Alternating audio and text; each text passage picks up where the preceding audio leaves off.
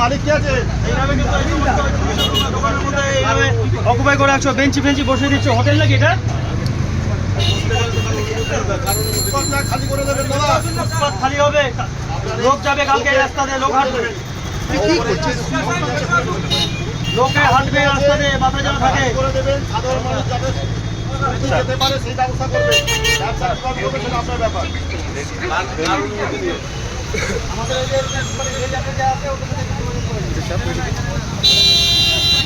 ছোট করে এগুলো কি এগুলো? ফুটপাত ব্যবহার করার সুযোগটা করে দেন, ঠিক আছে? এবার থেকে আবার আপনারা চলে আসছে ফুটপাতটাকে দখল করে পুরোপুরি দখল করে আমরা ব্যবসা করবেন না।